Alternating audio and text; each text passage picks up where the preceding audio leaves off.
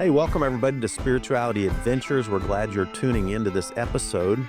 We are a viewer and listener supported podcast, so we really appreciate you listening, watching on YouTube. We really encourage you to subscribe to whatever platform you're using. If you're on YouTube, hit that subscribe button, or if you're on Apple or however you listen to a podcast, be sure and subscribe. We greatly appreciate it. Also, make comments if you like it and share it if you like it. We really need people to make comments and share the episodes that you like. And then also, if you're not already a supporter, we really would encourage you to go to spiritualityadventures.com and you can pick a tier, and we have bonus content for every type of giver. This is a nonprofit, so they're tax-deductible donations, but we do provide bonus content for those who are supporters. So be a part of the team, help support Spirituality Adventures, and we're so glad you're tuning into this episode. Hey, thanks everybody for tuning into this episode of Spirituality Adventures, and I'm excited to interview Lora McDonald today. Lora, thanks for being on Spirituality Adventures. Thank you. Thanks for having me. I've known of you for a long time, but only recently started going to the MORE2 meetings, and we got to have lunch together a few weeks ago. Love the work you're doing. Lora is the director for one of the local chapter of the Gamaliel Community Organizing Network, and our local chapter in Kansas City is called MORE2, which stands for Metro Organization for Racial and Economic Equity. Nailed it. So, I always like to get a little bit of your origin story, kind of where you grew up, if you have if you grew up in a family with a faith background or that kind of thing. And Yeah. then, bring us in, like, how in the world did you get connected to community organizing? And by the way, I grew up in a world where we didn't even know about community organizing. I grew up in a pretty white evangelical world. We really didn't do this kind of stuff, So I'm gonna play the dumb white guy for this interview, and you're gonna help educate me and a whole bunch of others, hopefully, that are listening in. Okay? Okay. Do they have to be dumb white guys or just any white guy? We just are in general, So no, I'm just being silly with myself here. So, but yeah, yeah. So give us a little of your background and what got you into organizing. So, depending on which day I get asked, I tell a different story because there's so many stories about why I organize. But I, I'm from rural Missouri. Think my first glimpse of organizing was my mom organizing to save kindergarten in rural Missouri, in Strasburg, Missouri, because my brother was going to start kindergarten and they lopped it off that year. Um, who knew? That's actually still a state law in Missouri. You don't have to have kindergarten in your school district. So that was the first like kind of glimpse of when the government does something wrong that doesn't make sense, you can actually, in my mom's case, renegotiate, kind of bring the impacted people together. So she drove all over rural Missouri meeting with other people's parents and making that fight. Um, and they won. They actually saved kindergarten, she and a few friends of hers, for their children. And that was in 1981, probably. And I was probably 7 or 8 when she took on that fight. And I just remember that happening kind of in the recesses of my mind. I asked my mom not that long ago, did you ever think about how you saved kindergarten for like 40 years of students? And she got quiet for a second and she goes, nope, I just did it for Steve,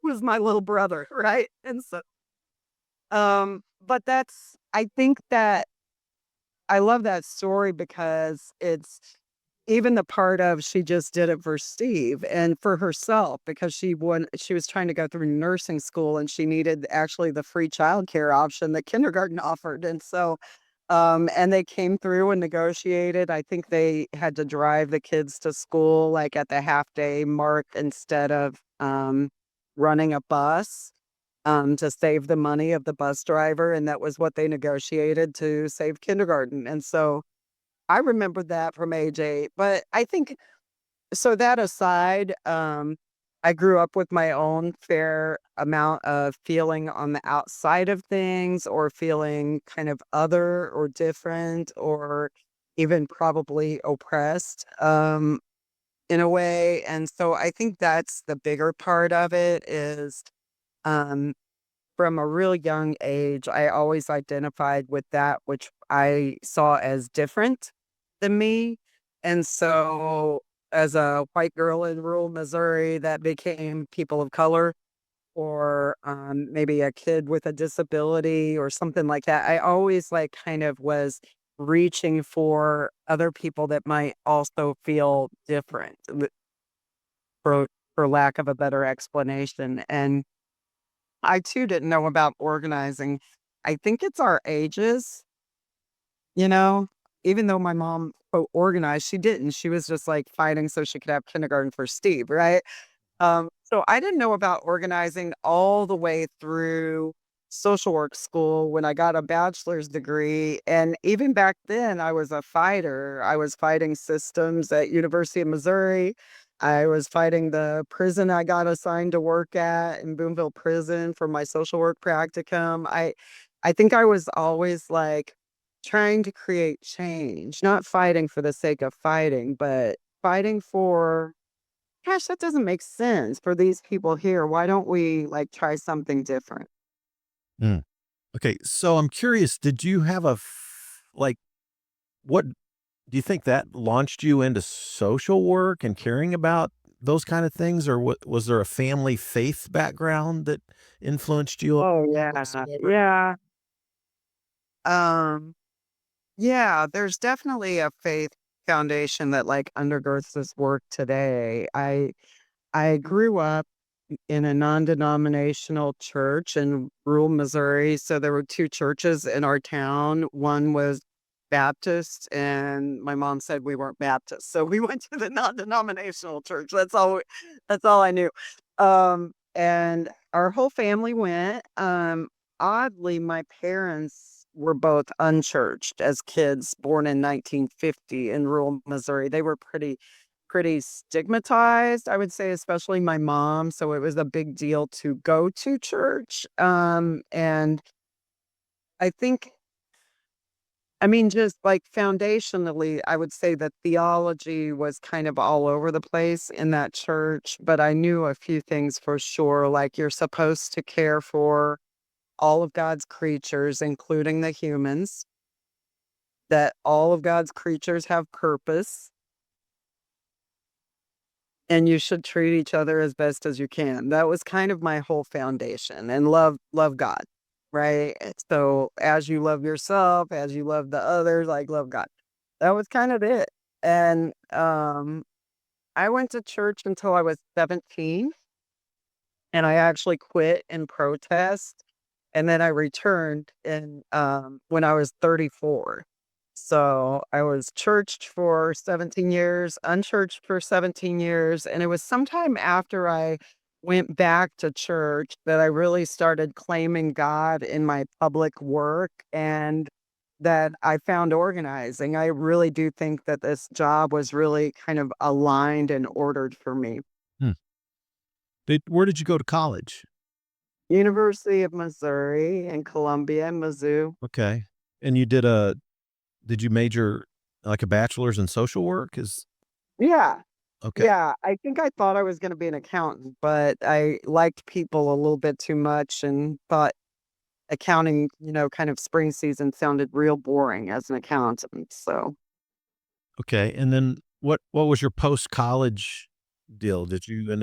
doing graduate work or jump right into social work? No, I don't love school. I don't like even though I have all those books on the side of my bed, like, I don't love to read. I like to experience human beings directly and like just talk and learn from other people. So I wanted for sure, let me finish college and hightail it to the city is what I would say. I'm gonna hightail it to Kansas City and get a job. And so my first job was family services. I actually did adoptions for the state. Hmm. And then my next job, I was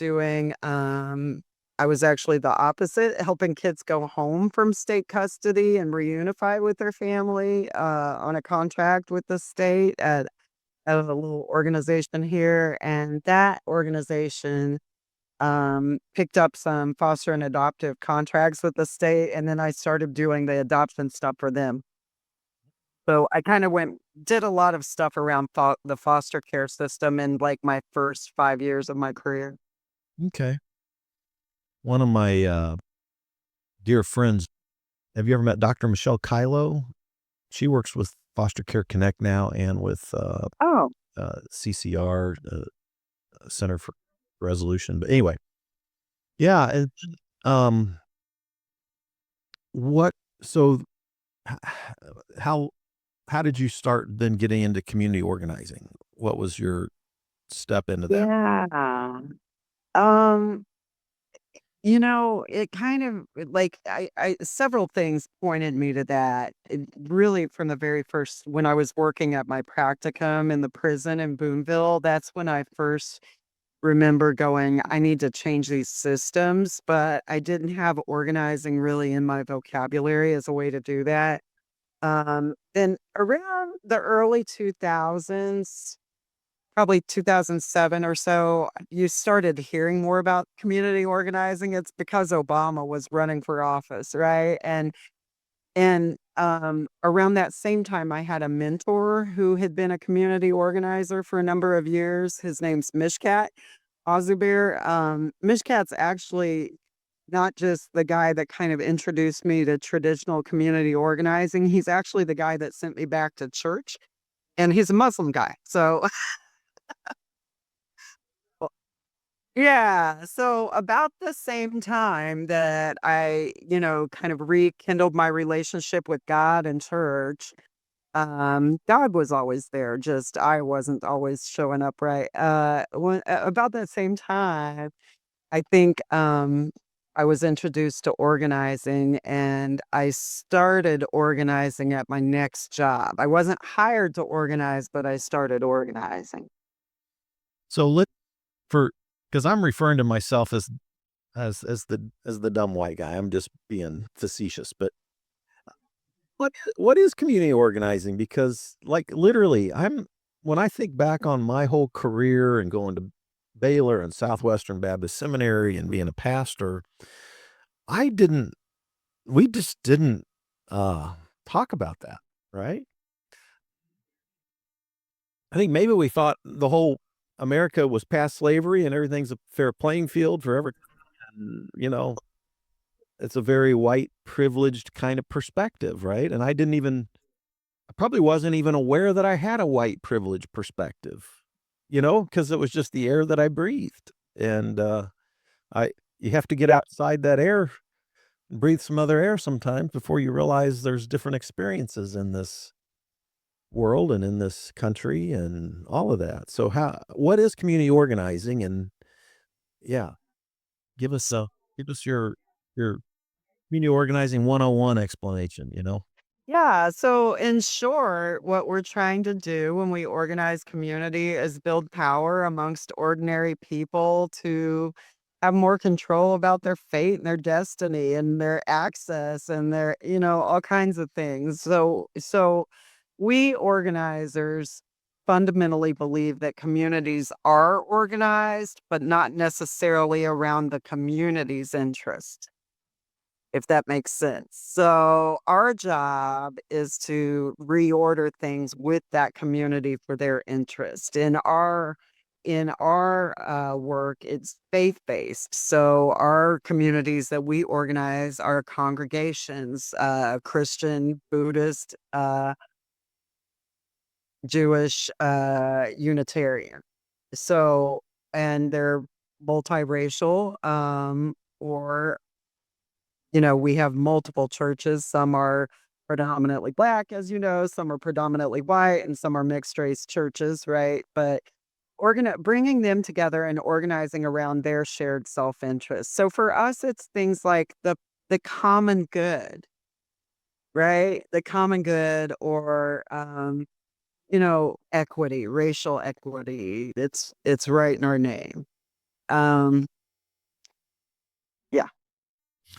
So Give us a little. So, More Squared is a local chapter of Gamaliel, which is a national network for community organizing. I think it was founded in the 1980s, right? Which came out of, if I understand it right, even post World War II, there was a guy named Saul Linsky you got who it. started, what is it? I always get the letters wrong. IAF or IAF, A. Industrial Areas Foundation. Yeah, and that was one of the first ones, right? And he kind of developed some philosophy of community organized. Give us a little education about that, and then how Gamaliel formed, and that. Yeah. So, because by the way, Obama just opened up his library in Southside Chicago, right? Yeah. I just recently interviewed Carl Boyd. I don't know if you know Carl, but he grew up Southside Chicago. We talked about some of some of his experience with Jesse Jackson, Southside Chicago, and community organizing. So, yeah, give us just a Love little it. history of that stuff. I haven't seen Mr. Boyd in years, but he's wonderful, isn't he? This is delightful. Well, yeah, for the Gamaliel Network, our founder and his wife, the co-founder, Greg Galuzzo is his name.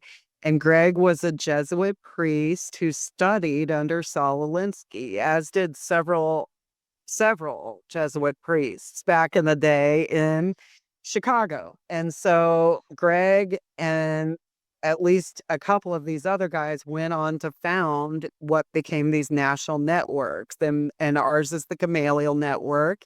Our original affiliate was in the Quad Cities of Iowa and Illinois, of all places, Davenport, that area. Yeah. And then the second one was in Chicago. So eventually, one young Barry Barack Obama was um, a Gamaliel community organizer at one of our Chicago affiliates. There's a couple of affiliates in Chicago. One is organized around a neighborhood, Pilsen, where the founders actually lived. And then there's a couple of other faith-based affiliates in Chicago. But most of us, Gamaliel's in, I believe, 17 states and 46 cities. And most of us are faith-based in nature, and we organize in faith communities. There's a couple of outliers, like one that organizes around disability rights. Okay. All right. So, when did the local chapter in Kansas City get started? Yeah, so it's they actually were, you mentioned the IAF, and I believe it was an IAF organizer that originally tried to get something going in the very late 90s, very early 2000s. And it didn't take. And then there were these people. What usually happens is an organizer kind of comes to town or lives here, and they start meeting with a bunch of clergy. Usually we meet with leaders first. So it might be, if you're a neighborhood organizer, you're meeting with neighborhood leaders or building leaders. As tenant organizer, we meet with faith leaders usually. It might be a deacon, it might be, clergy, it might be the moderator at a church, right? But you start meeting with lots and lots of people, and then you pull those people together around some kind of shared interest, and you just start to call the question, like, should we form this group and work on these things, right? So that happened in the very early 2000s. We call our birthday September 19th of 2004, and that's the date that 11 congregations formed a covenant at St. Stephen Baptist Church in Kansas City and built More Squared. Okay. Very cool. How long have you been the director at More Squared? Ooh, way too long, Fred. They trying to get rid of it. No. I I've been the director for 14 years, and I actually was a member of one of our faith communities before I was director. So I was a little bit of a part of More Squared as a participant in the organizing work, and then I was already organizing at my last job, and I applied for this and got the job in 2004. Wait, 2012. 2012. So yeah. Okay. And again, just trying to get basics down. What like if you had to summarize your top 3, 4, 5 issues, what issues were you trying to tackle in Kansas City as a community Yeah. organizer? What are your top 5, say, something like that? Oh my gosh, there's so many, right? Yeah, so I think for me, the pinnacle would be to get control and governance of the Kansas City Police Department. We in St. Louis actually don't control our own police department. And it's not so much that I would like to control 1,500 police officers. We just would like them to make some modifications when the people of Kansas City or St. Louis want that, and we really don't have the type of governance structure to make that happen. So that's a big thing we've been running at since 2018. You know, I don't think I get there with the organization, but it's something that's been worth working on and chipping away at for a while. That's the big one. We still want redress for some women that we've worked with for a long time who were raped, assaulted by a Kansas City, Kansas police officer. So that's different city, Kansas City, Kansas. We'd like to see some kind of redress, reparations, something. We're taking on all kinds of new things right now. So I would say right now we're trying to get a city ordinance together and get it on the ballot. Can't say what that is yet. It's not public, but it would change how our money gets spent, but it wouldn't collect new taxes. Mm. Tell me if I, so when I think about, you're really trying to look at systemic issues if I'm understanding correctly, like, Yeah. and what's interesting, like I grew up not thinking about I grew up thinking of sin as individual stuff, like, and in the Baptist world, it was kind of like you don't drink, you don't smoke, you don't run around with those who do, you don't go to R-rated movies, you don't, these little things you don't do, and if you did any of those, you were sinning. And a lot of them were kinda silly, some of the rules were not really, uh it wasn't like you were necessarily doing harm to somebody, it was just kinda seemed like a weird rule, and then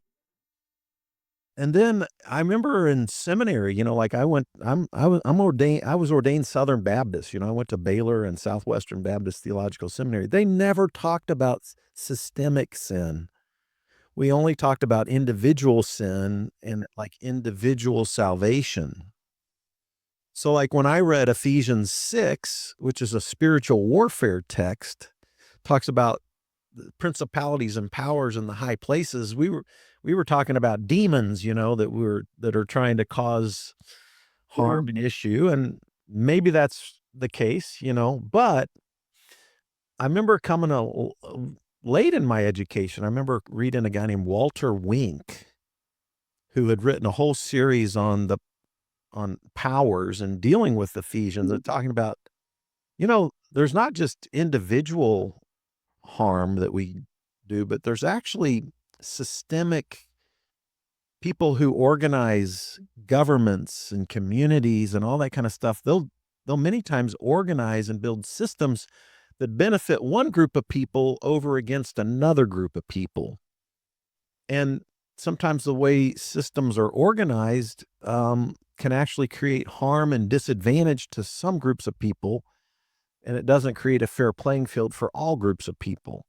Well, I all of a sudden begin to see, a whole new picture of what systemic sin and how systems can do harm and how those could be systems in high places, it's principalities and powers in high places, right? In places of power. Yeah. And so, as I understand it, it's more about tackling the systemic issues that cause harms to different groups of people. Help me, if is am I in the right ballpark? Does that sound? Absolutely. Yeah. The way we talk about leadership and organizing, or the way I like to think about it is you've got first a mirror and you look at yourself, and then you kind of look around the organization and go, what do we need to do in here?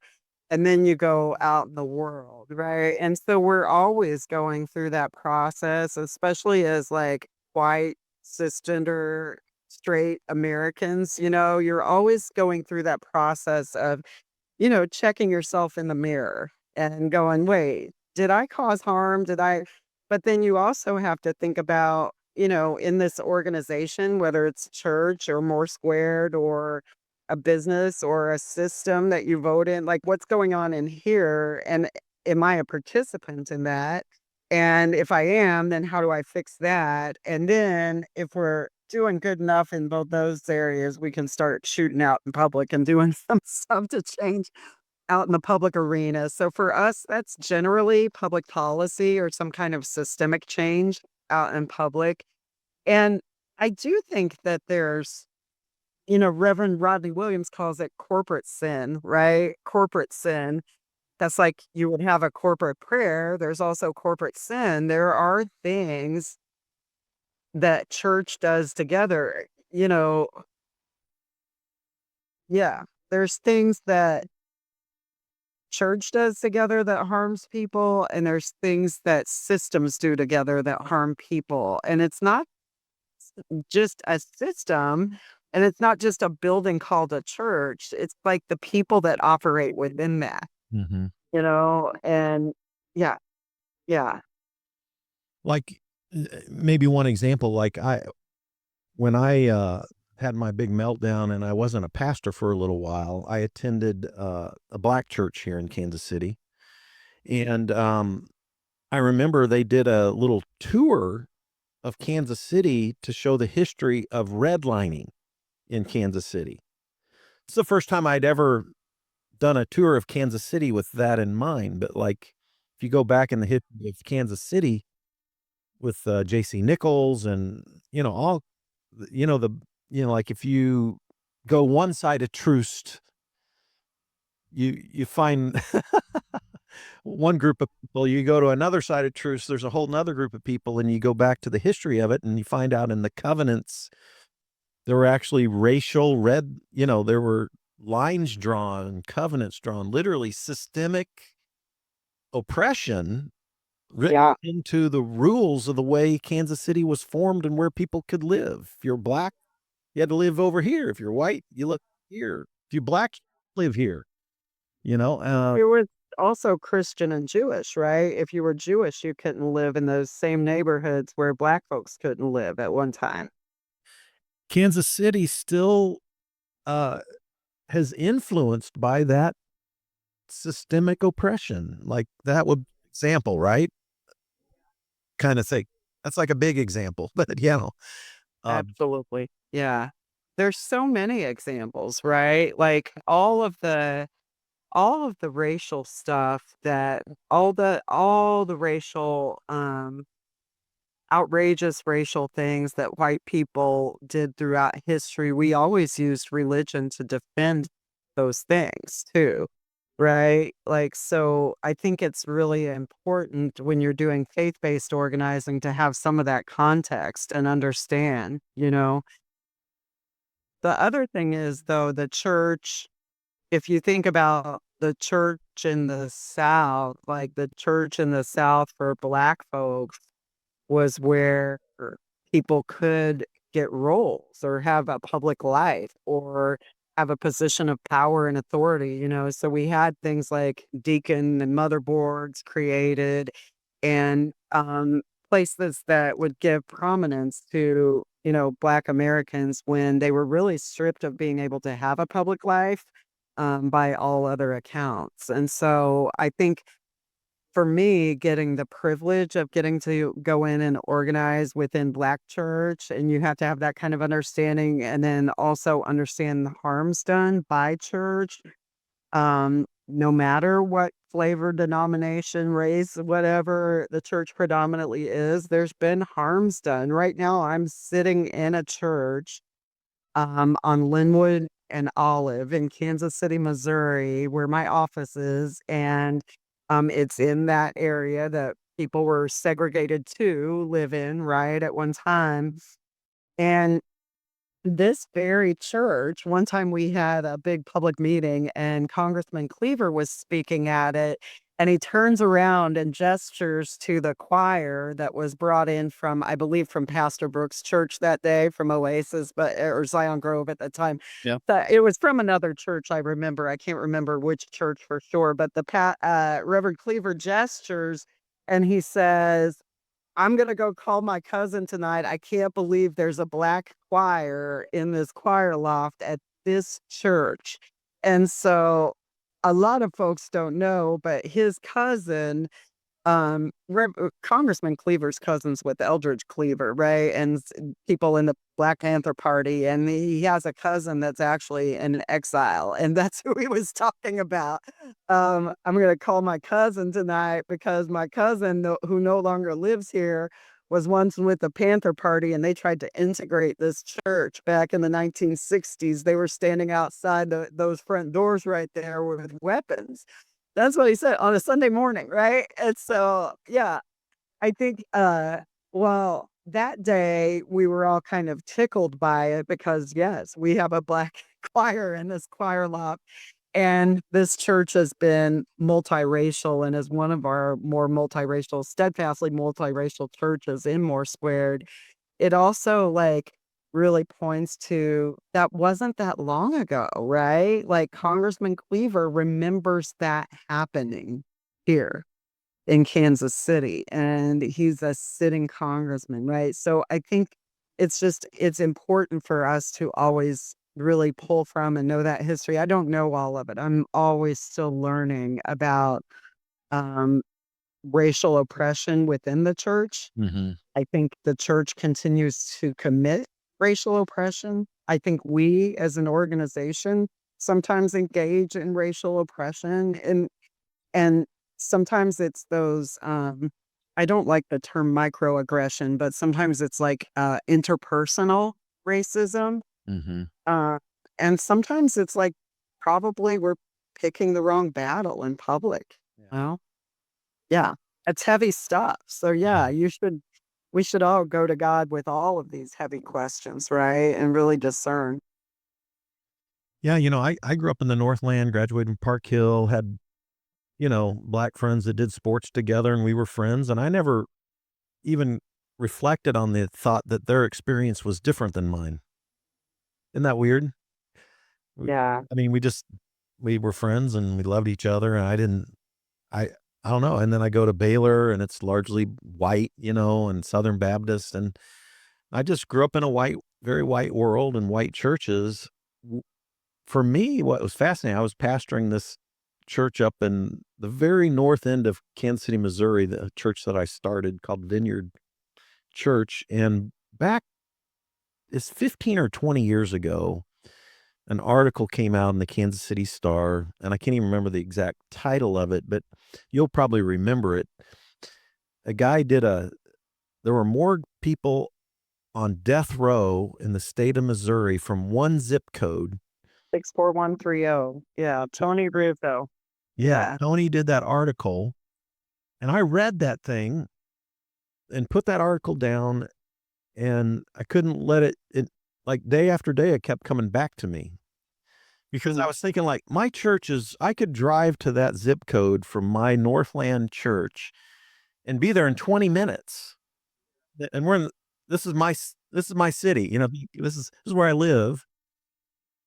And then I just kept thinking, well, how in the heck we should care about this? You know what I mean? Like, so that was what got me started to networking with the black churches. And I Oh, wow. meeting, Anita Maltbia, who was starting the Green Impact Zone, and I started hanging out with Jermaine Reed and Anita Maltbia, and I can start naming Donna. We were going there at the same time because I lived walking distance from there, and I started kinda going over there myself around then when Jermaine was there, and Yeah. yeah. And then, by the way, for those that don't know, Jermaine ran for mayor, this last term. But anyway, Two-term city councilman, though, hugely successful. He's on the board of trustees for our community colleges. the community college, yeah. So, well, then, like, they were telling me, well, you got to meet Michael Brooks. Yeah. And like, okay. And I remember it's a really funny story. I was at the National Prayer Breakfast, and I was I met a black pastor from Kansas City, and they said, "Well, Michael Brooks is here." Well, it was John Brooks that was there, not Michael Brooks. John Brooks. Oh, you know John.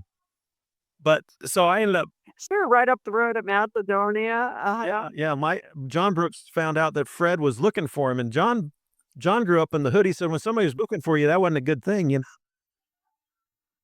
But I ended up meeting John, and then I ended up meeting Michael, and then both of those guys became really close friends, and we started doing we did a lot of stuff together. And that's when I really began to see the world through the black experience, when I began to build these relationships with black pastors in Kansas City.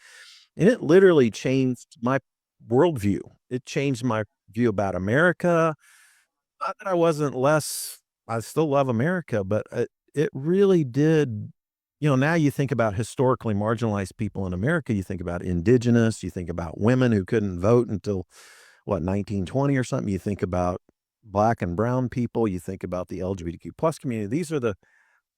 And then now I think about Jesus and the marginalized, and I'm like going, this is what we should have been doing all along. And like, how did I miss this whole part of the gospel growing up in sort of a white evangelical church, you know? And it's like that, to see it as that, like, this is the heart of the gospel kind of stuff, you know?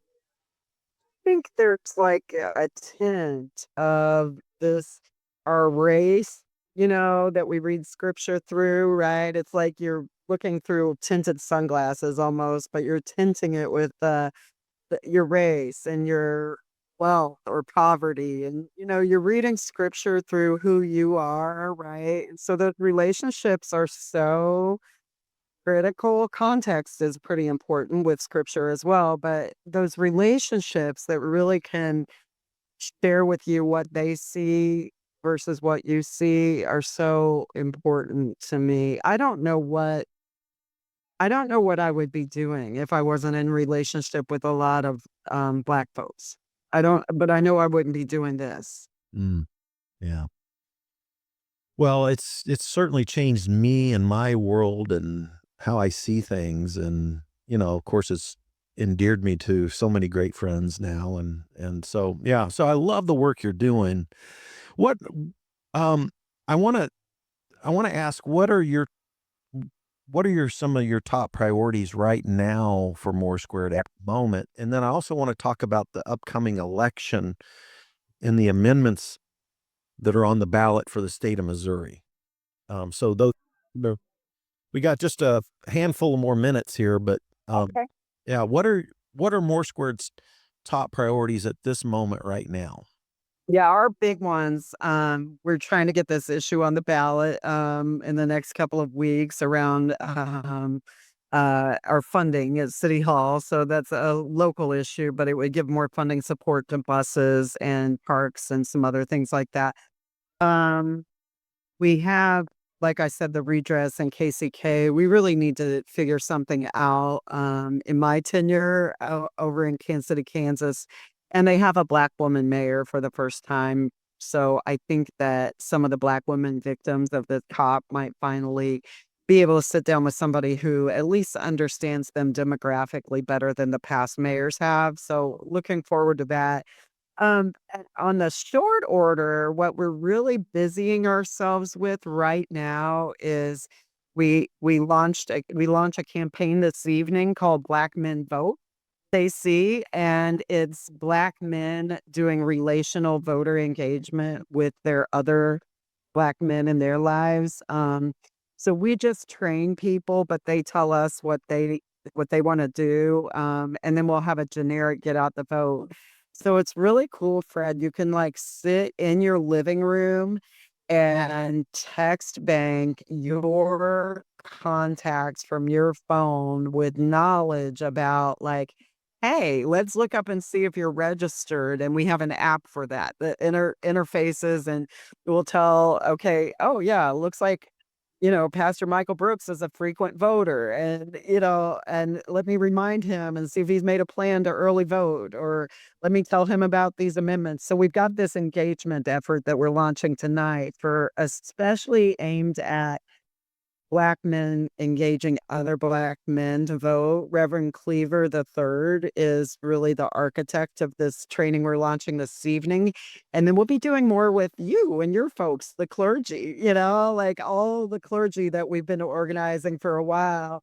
As you know, you've been kind of culminating around a couple of issues. So you're very concerned. You, the clergy of More Squared in Kansas City, are concerned with um, Medicaid expansion in Kansas and more broadly, just the cuts of healthcare in Missouri.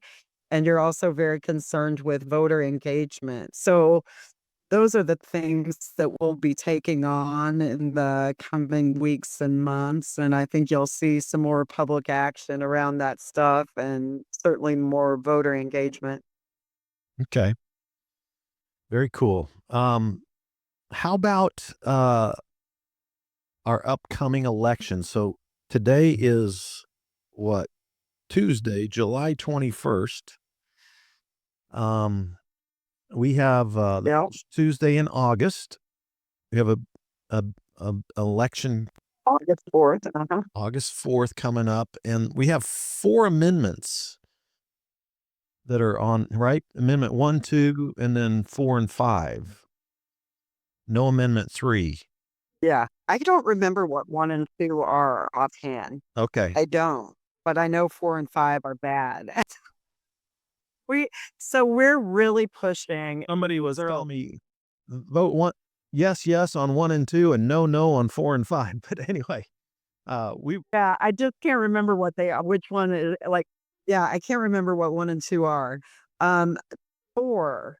yeah, what's 4 is it 4 is there's the tax one. Is that 4 or 5? I'm sorry, I get them mixed up. I like to talk about them by what they're about. yeah. So the property tax repeal, I believe, is 5. No. Please don't take away money from our schools for the love of Betsy. Who would do that? Like, you've got to vote no on that. Like, we understand that, like, oh, eroding our income tax in Missouri. Income tax, they're giving local communities the ability to strip property tax and then the state the ability to eliminate our income tax. My sister lives in Tennessee where they don't have income tax, and she's actually the dean of the law school at University of Tennessee, and people just start panicking when, when the economy gets bad, income change in yeah, their revenue goes way down in Tennessee. So we don't want that. And we don't have the kind of tourism that Nashville and Memphis bank. Like we just don't. So bad, bad, bad, like bad. We're gonna bankrupt our state. We saw this in Kansas. Vote no on that for sure. the way is that the way I've seen some of the commercials that are trying to get people to vote for it is they're like going, they're just taking your money and you wanna get your money to your own kids.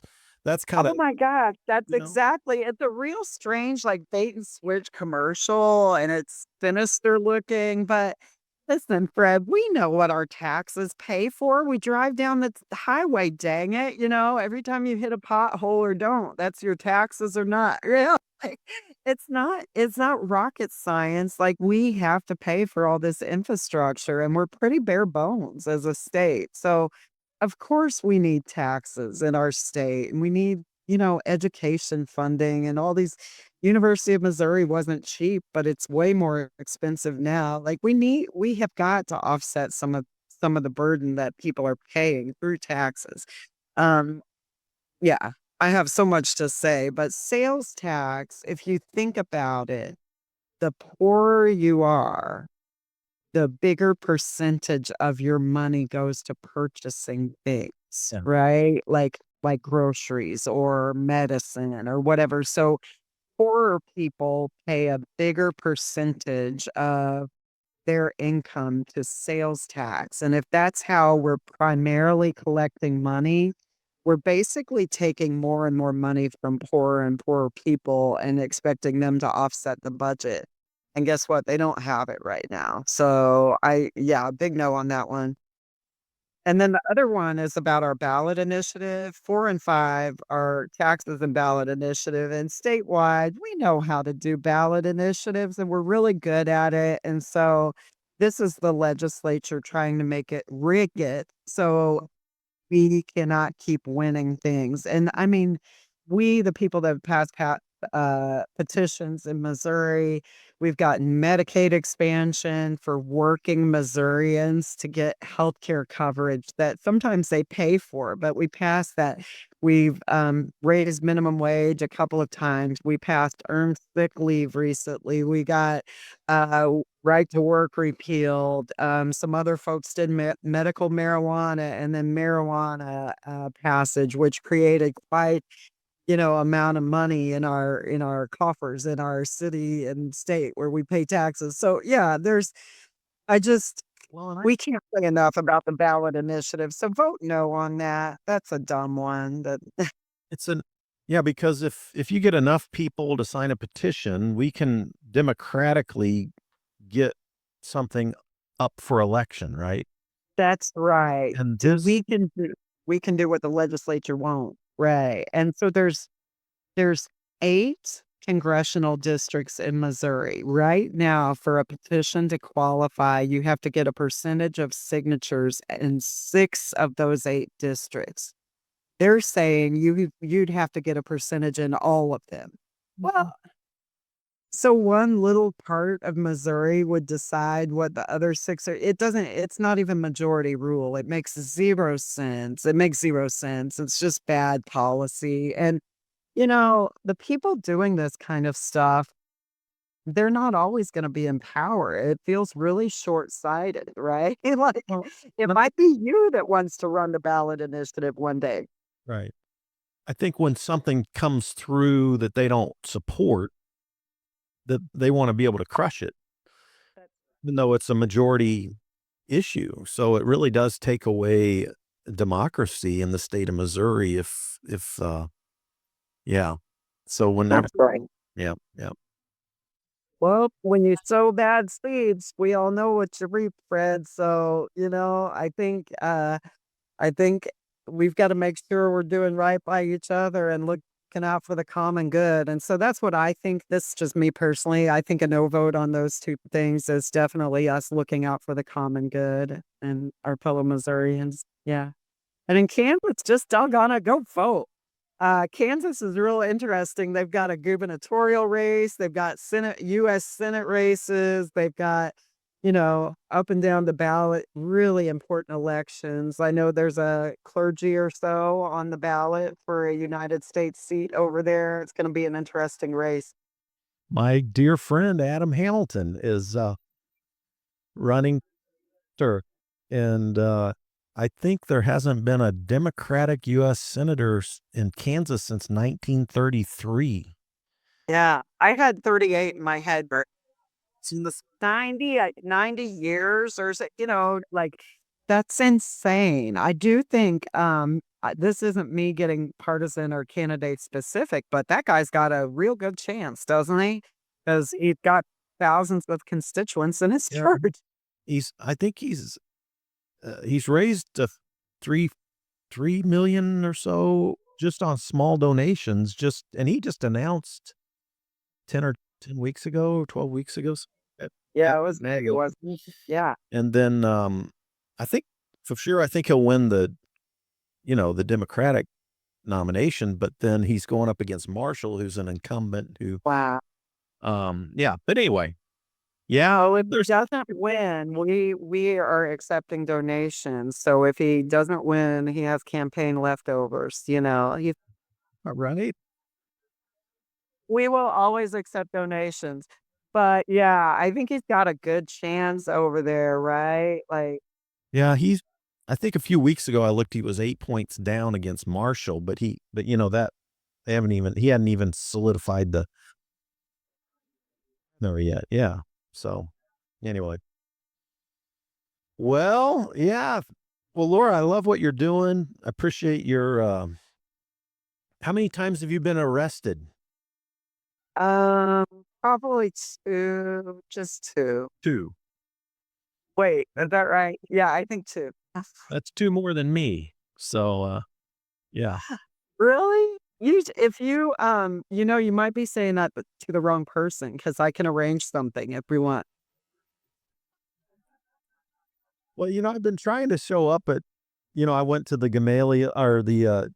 the Gamaliel. I've been going to the More Squared meetings, but the thing we did at Troost and Cleaver, the still like the gerrymander, I was there, and I've been going to No Kings and different things like that. So, I'm It's a trying secret, but we usually plan to get arrested. So what I would. yeah, so we'll have to plan it out. But the good part is when you plan to get arrested, people are usually waiting at the station with your bail money. You don't have to spend much time in there. Right. Yeah, Well, it is a statement, isn't it?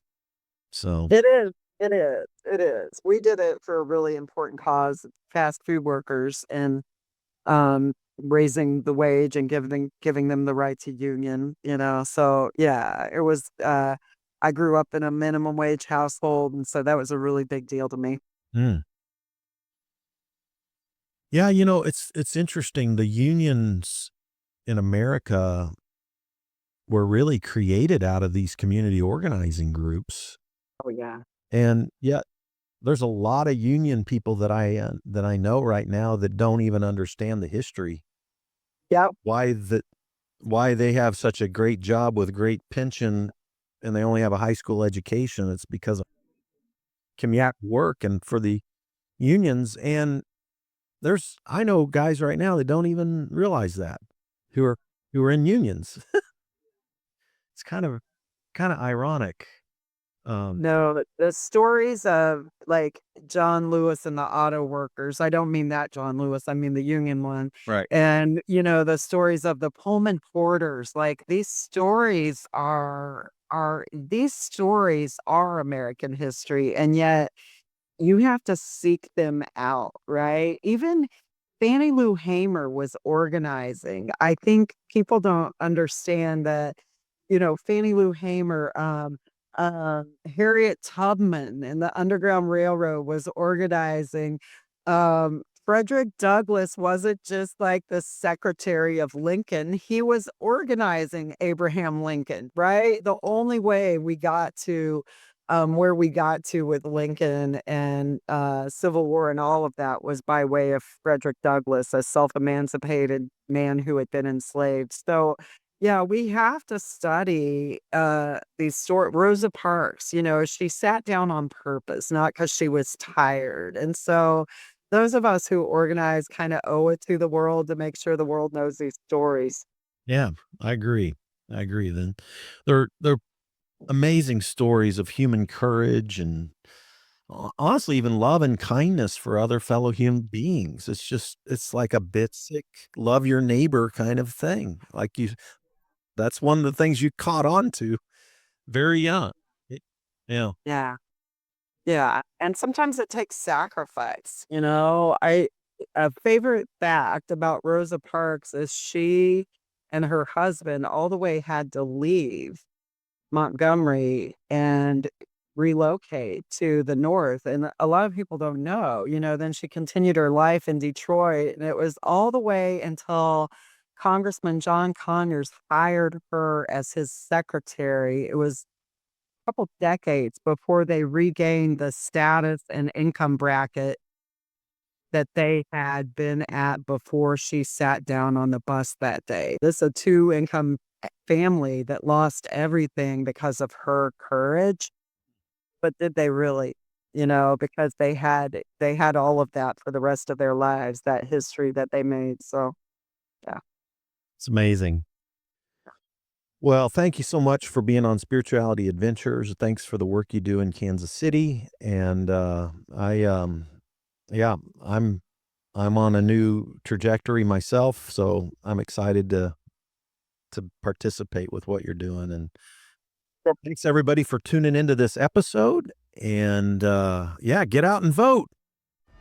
Hey, you made it to the end. Thanks for listening all the way through on this episode. By the way, if you're not already a supporter, go to spiritualityadventures.com, sign up for one of our monthly supports, and you will receive our bonus content. You'll receive lots of interesting information about our guests. Many of our musicians will do special bonus songs and record a song. So I want to encourage you to do that. Thanks for listening. Thanks for watching. Be sure and subscribe. Be sure and share any of the episodes that you like.